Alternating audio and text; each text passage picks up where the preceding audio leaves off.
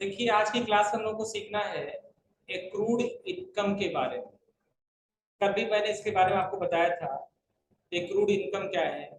N income which is due but not received on the date of closing the books is known as accrued income. यानी आपकी ऐसी income जो आपको अभी तक रिसीव नहीं हुई। कब तक रिसीव नहीं हुई है? बुक्स क्लोज करने के टाइम।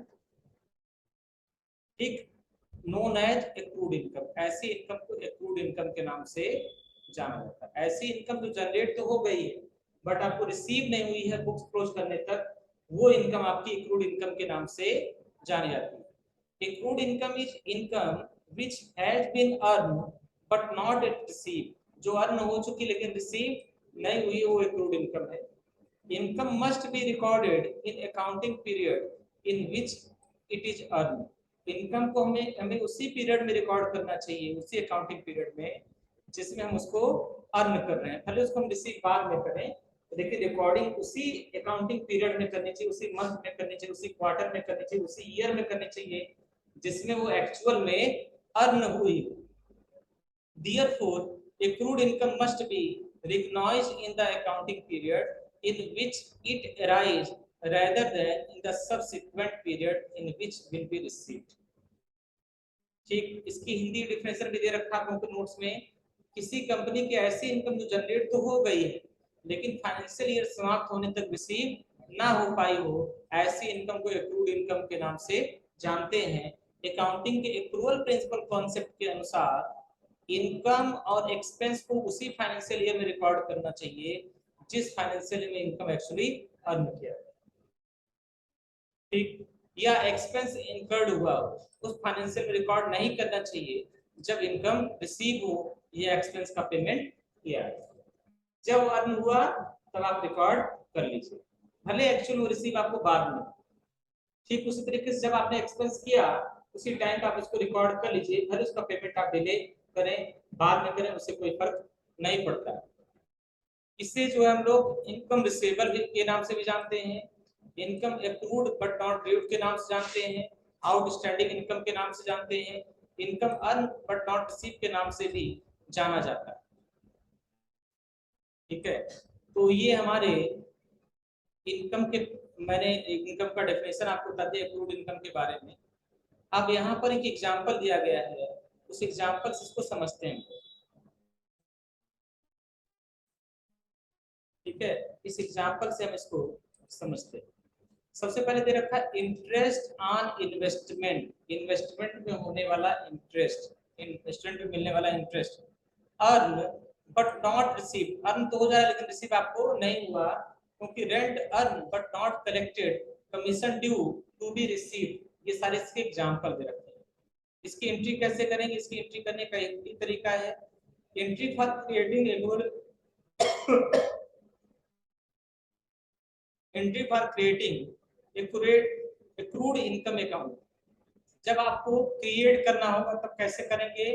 एक्रूड इनकम के खाते को डेबिट करेंगे और इनकम के खाते को क्रेडिट करेंगे। एक्रूड इनकम का खाता आपका डेबिट होगा और इनकम का खाता क्रेडिट होगा, पहले चीज।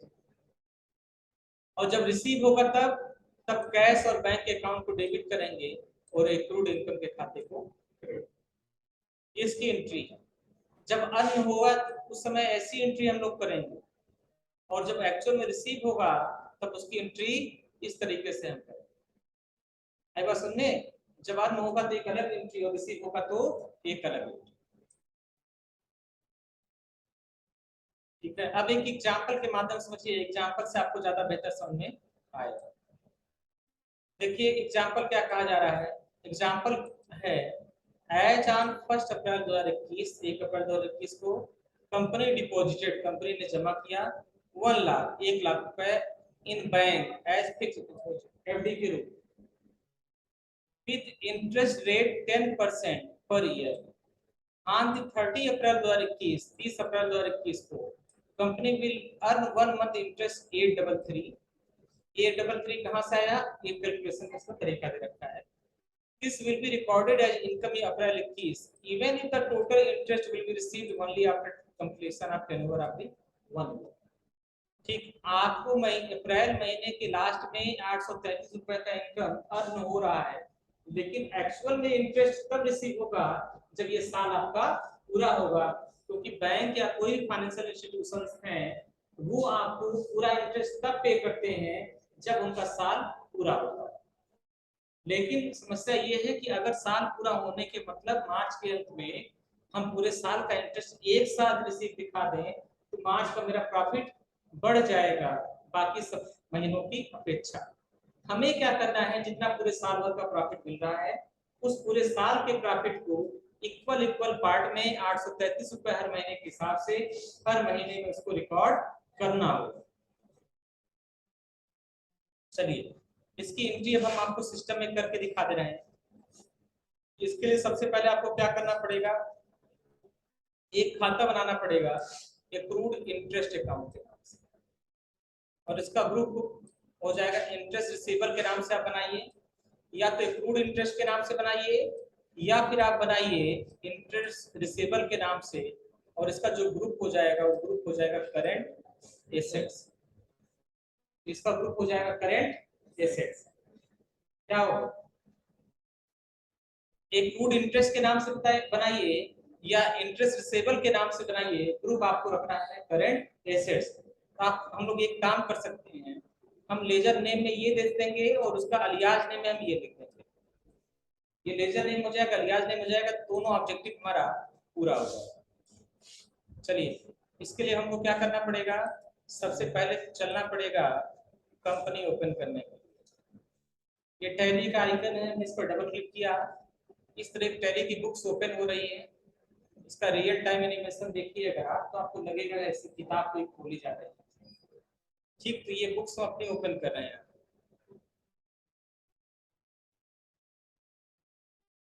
कंटिन्यू एजुकेशनल मोड में हम आ गए। इसके बटन से हम वापस आएंगे, वापस आने के बाद हम अपनी कंपनी को सेलेक्ट करेंगे, यहाँ यूजर नेम भर देंगे एंड पासवर्ड भर देंगे।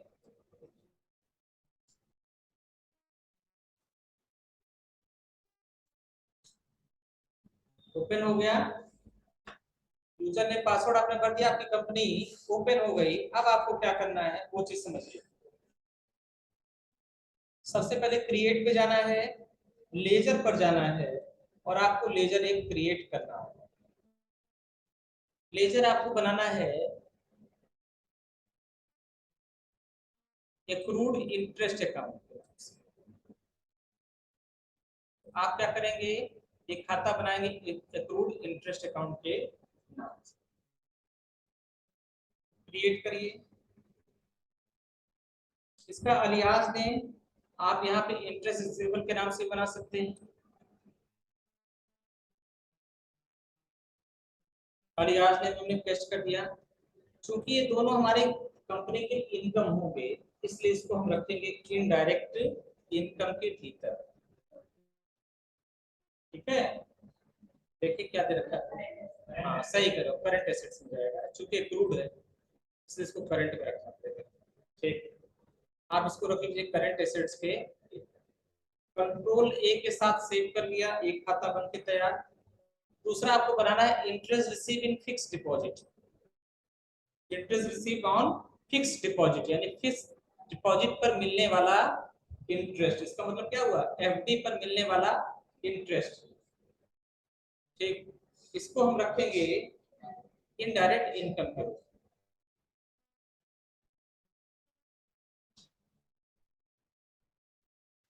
ठीक, नेक्स्ट आपको क्या करना है, एंट्री करनी। अब आपको क्या करना है, यहाँ पर उसकी एंट्री करनी है।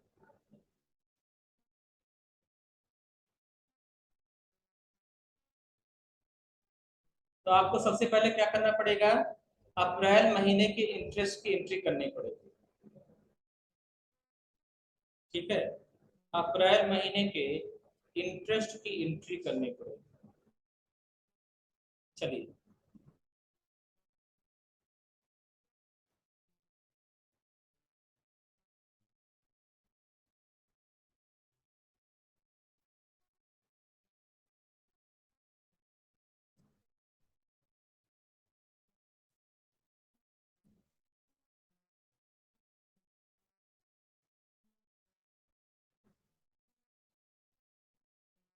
देखिए ध्यान से, तो पहले इसका एंट्री एंट्री करने का तरीका मैंने आपको बताया। आप एक्रूड इनकम वाले खाते को डेबिट करेंगे और क्रेडिट करेंगे इनकम के अकाउंट। तो आपको करना क्या है, अप्रैल महीने में आप आ जाइए, वाउचर में आप आ गए, F7 से जनरल वाउचर ओपन करेंगे, टू बाई करके आ रहा है, F12 बटन दबाइए, डेबिट क्रेडिट वाले ऑप्शन को यस करिए, कंट्रोल के साथ ए बटन प्रेस करिए। अब सबसे पहले डेबिट करना है, तो डेबिट करना है एक्रूड इनकम वाला, तो आप एक्रूड इंटरेस्ट के खाते को डेबिट करेंगे, अमाउंट भर देंगे 833 रुपए, ठीक है, और क्रेडिट कर देंगे। क्रेडिट आपको करना पड़ेगा interest received on FD, interest received on fixed deposit, ये खाता क्रेडिट करना 833। और यहाँ आप लिखेंगे अप्रैल मंथ इंटरेस्ट,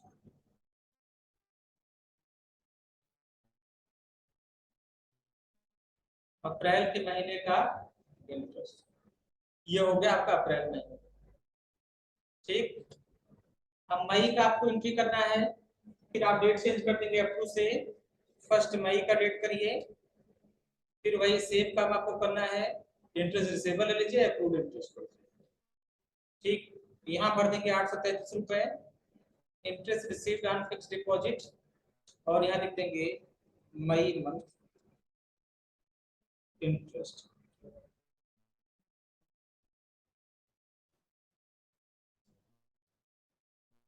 फिर तीसरा एक्रूड इंटरेस्ट 833, फिर इसको कर दीजिए, लेकिन डेट आपको रखना पड़ेगा जून का, अब डेट डाल देंगे 1 जून, और यहाँ लिख देंगे आप जून मंथ इंटरेस्ट।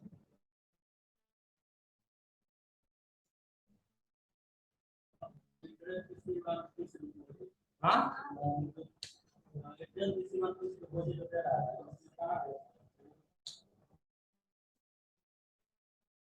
अगर क्या चीज ट्रांजेक्शन नहीं समझ आ रहा है, ट्रांजेक्शन क्या नहीं समझ रहा है, 1 अप्रैल को भाई पैसा हमने जमा किया है बैंक में, अप्रैल इंटरेस्ट हमको मिलेगा अगले साल मार्च, 1 अप्रैल 21 में जमा किया तो इंटरेस्ट कब मिलेगा, 31 मार्च 22 में, एक्चुअल में कब मिलेगा, 31 मार्च 22 को, कितना मिलेगा, पूरे साल का इंटरेस्ट मिलेगा। लेकिन हर महीने में हमको एक एक एंट्री पास करनी पड़ेगी उस महीने के इंटरेस्ट, उसको एडजस्ट करना पड़ेगा, तो वही तो एडजस्टमेंट कर रहे हैं।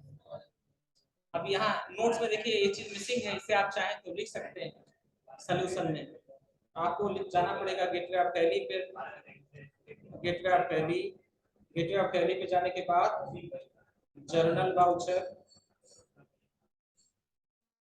जनरल वाउचर की शॉर्टकट की F7 है, आप यहाँ लिख लीजिए F7,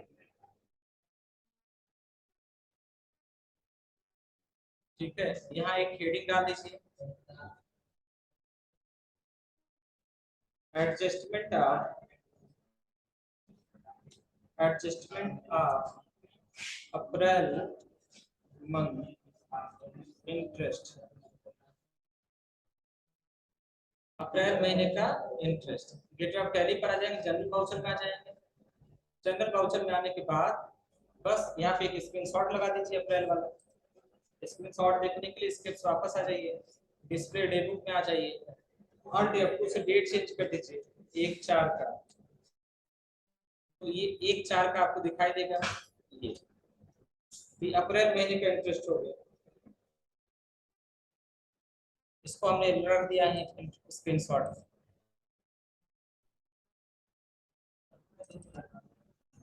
हाँ हो सकता है, कोई दिक्कत नहीं, अगर नहीं दे रहा है तो आप लोग नोट कर लीजिए इसी तरीके से, किस डेट में कौन से खाते को डेबिट करना है, क्रेडिट करना है, ये चीज जो नहीं है उसको लिख लीजिए वहां पर, adjustment of April month interest, 1 अप्रैल में हम डेबिट कर लिया अप्रूव्ड इंटरेस्ट को और क्रेडिट कर दिया इंटरेस्ट फिक्स एसेट को 833 से, हाँ इससे अप्रैल, सेम आपको करना मई महीने का एंट्री, कॉपी कर लीजिए, फिर आप डेट चेंज करना पड़ेगा।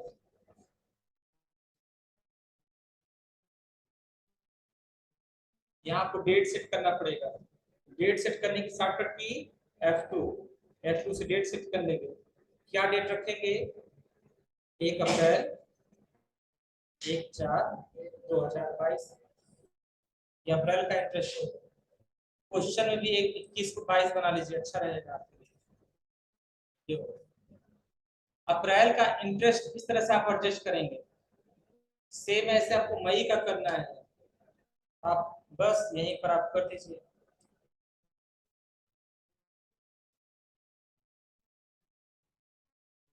ये हो जाएगा मई मंथ इंटरेस्ट,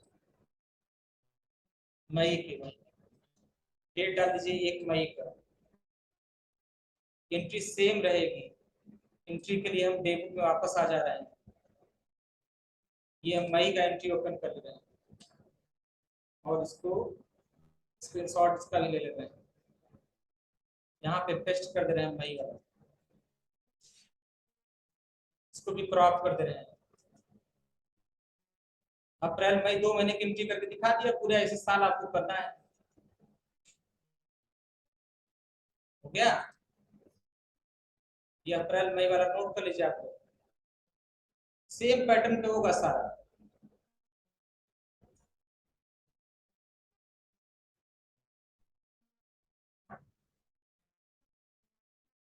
फोटो तो आप लोग बना नहीं पाएंगे, वहां लिख लीजिए डेबिट करना है इस खाते को इतने रुपए से, क्रेडिट करना है इस खाते को इतने रुपए से।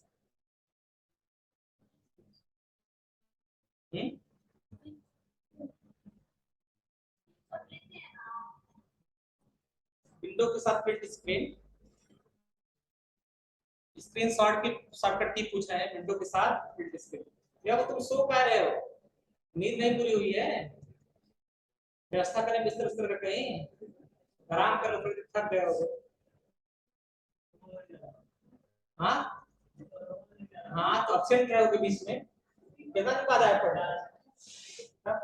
चलो ये तुम लोग हेल्प कर देना इनकी, लाइन बैठा के आज आप रुक जाओ थोड़ा लेट कर, ठीक? ये लोग आपकी हेल्प कर देंगे, तो टेंशन नहीं लेना, भोजन पानी व्यवस्था में यहाँ कर देना, ठीक है? और लंच करेगा दोपहर में, सारी एंट्री करके तब जाना, 4 दिन की पढ़ाई करना, ठीक है? इतनी अच्छी सुविधा मिलेगी नहीं, खाना खिला के लगे पढ़ाई।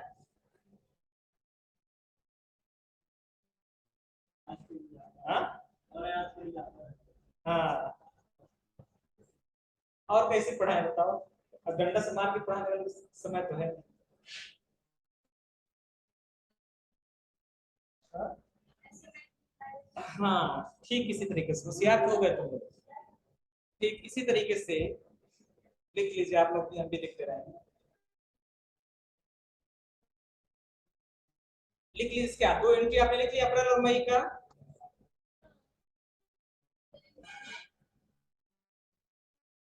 मार्च तक, मार्च तक साल पूरा हो जाएगा ना, साल भी पूरा, हम सारा इंटरेस्ट बटोर के इंटरेस्ट के खाते में डालो। अब देखो, इसी तरह लिखिए, ठीक इसी प्रकार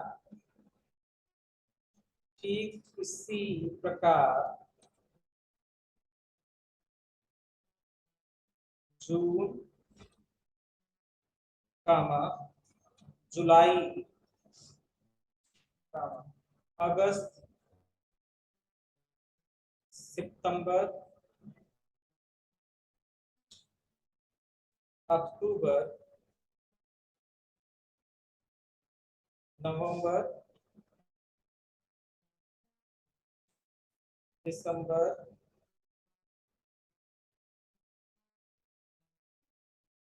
जनवरी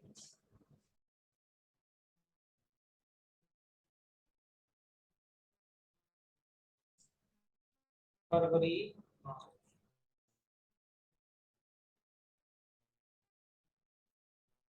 और मार्च, जून जुलाई अगस्त सितंबर अक्टूबर नवंबर दिसंबर जनवरी फरवरी और क्या, मार्च।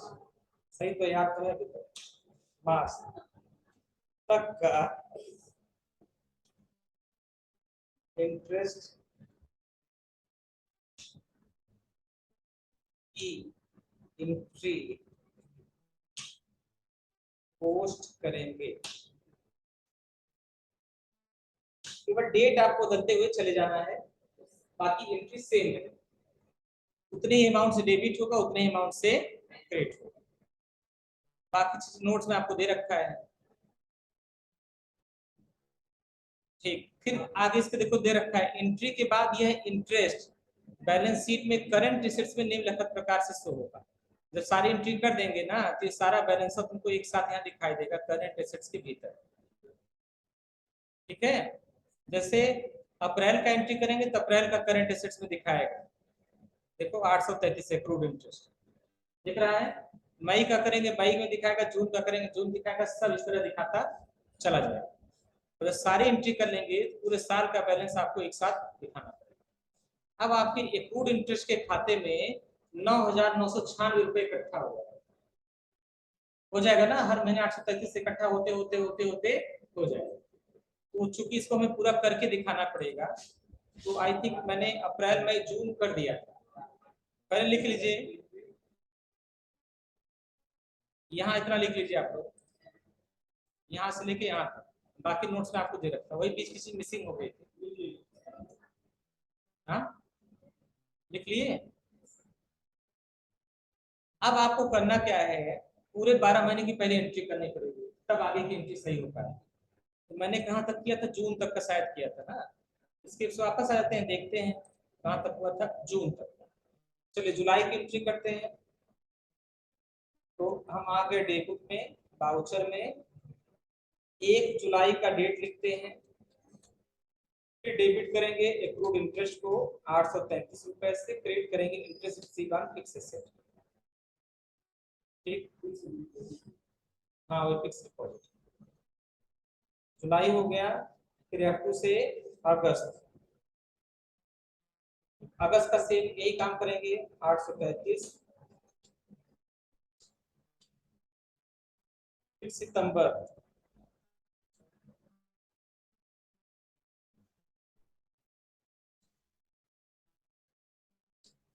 फिर अक्टूबर,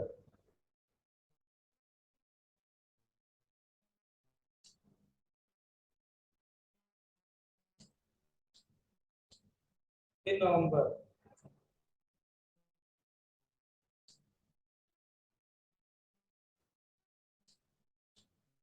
फिर दिसंबर,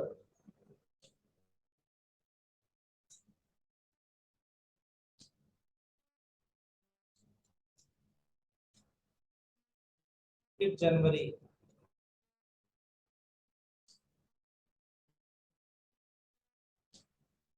फिर फरवरी,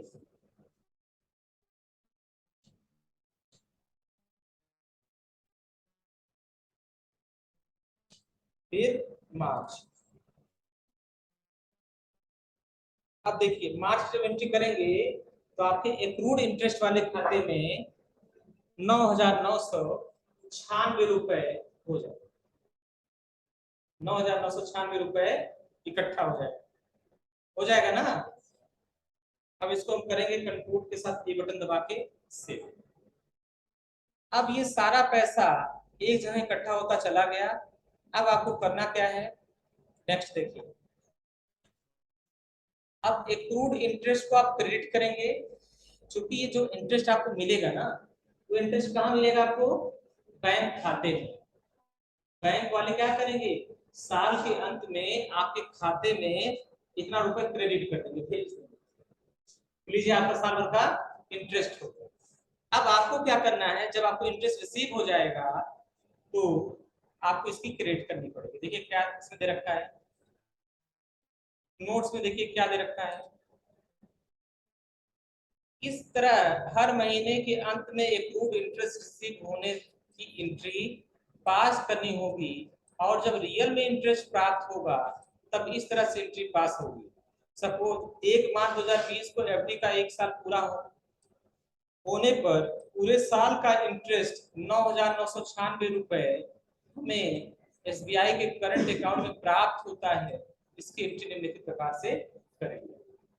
तो आप जानते हैं कि जब कोई भी चीज आपको मिलता है, रिसीव होता है, तो उसके लिए रिसिप्ट वाउचर का इस्तेमाल आप लोग करते हैं। कोई भी चीज आता है तो रिसिप्ट वाउचर में करते हैं ना, आप करेंगे क्या, क्रेडिट करेंगे एक्रूड इंटरेस्ट के खाते। तो जैसे यहाँ 9,996 भरेंगे ये खाता हो जाएगा बिल्कुल खाली,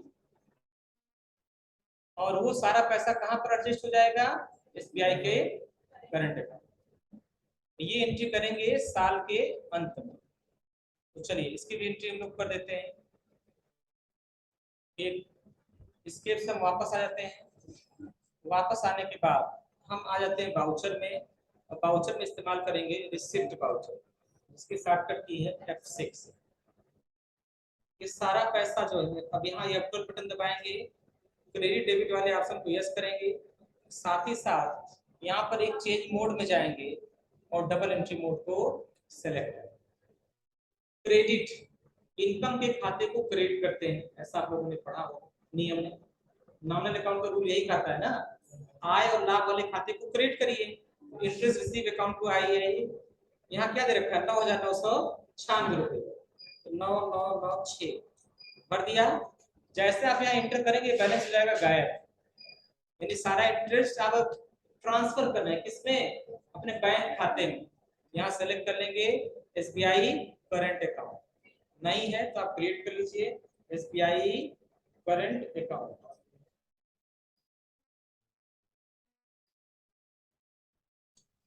चूंकि यह कंपनी के लिए एक प्रकार का इनडायरेक्ट इनकम है, इसलिए इनकम के रूप में इसको रिसीव करेंगे, सॉरी बैंक अकाउंट।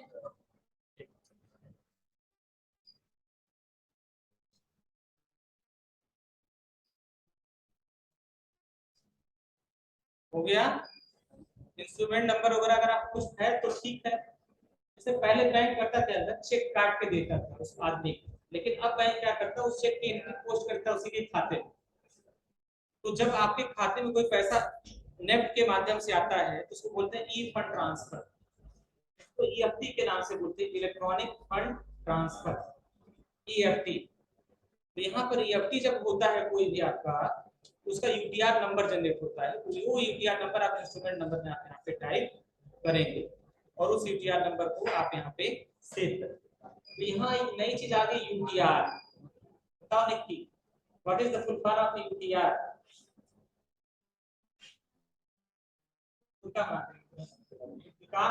बेकार, तुम बता दिए काजल।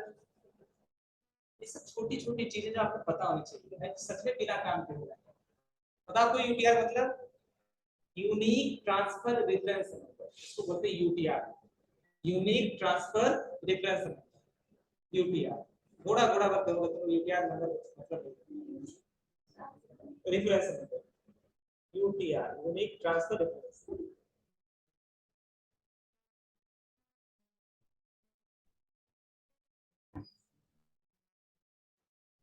तो ये एंट्री यहाँ पर समाप्त हो जाएगी। अब चेक करिए, अब आप अपना बैलेंस शीट चेक करिए। बैलेंस शीट देखने के लिए एस्केप बटन से वापस जाइए, पी फॉर बैलेंस शीट, और यहाँ पे अल्ट के साथ F1 बटन दबाइए, ठीक है। और यहाँ पर आपको अल्ट के साथ F2 बटन चेंज करना है डेट, 1 अप्रैल 22 से लेकर 31 मार्च 23 तक। देखिए ये आपको 9,996 रुपए बैंक खाते में दिख रहा है ना, ये आपका इंटरेस्ट एक साथ दिख रहा है, तो पैसा आपके बैंक खाते में आ गया। आई बात समझ में? तो ये सारा पैसा आपको एक साथ बैंक अकाउंट में अपने दिखेगा। इस तरीके से इसकी एंट्री पास करते हैं। समझ में आ गया ना? तो आज की डेट में नंबर ऑफ एंट्री बहुत ज्यादा हो, ठीक, समझ में आ रहा ना, नंबर ऑफ एंट्रीज तो बहुत ज्यादा हो गया, 12 को एंट्री पास करनी पड़ेगी लास्ट एडजस्टमेंट की, लास्ट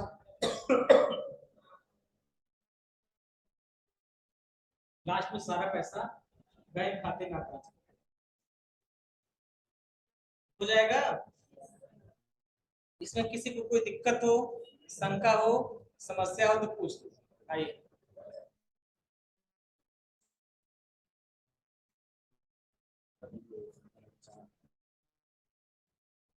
छुट्टी कर दीजिए अपने बैच में, हाँ सारे बैच में छुट्टी कर दीजिए, तो आइए आराम से एग्जाम दीजिए। कहाँ गया सेंटर? तीसरे साल जाइए एग्जाम दीजिए, गुड लक। ठीक है, समझ आया?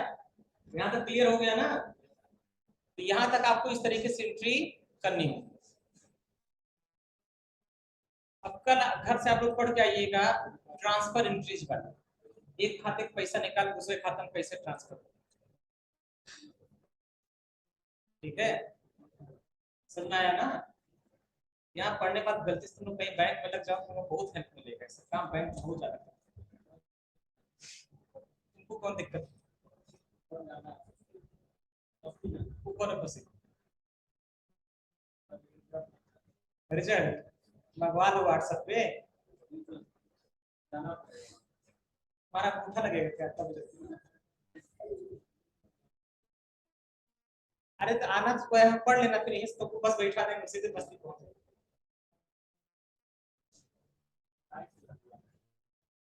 फिर बस्ती से फिर क्या करोगे? आ जाए, वापस आ जाओगे।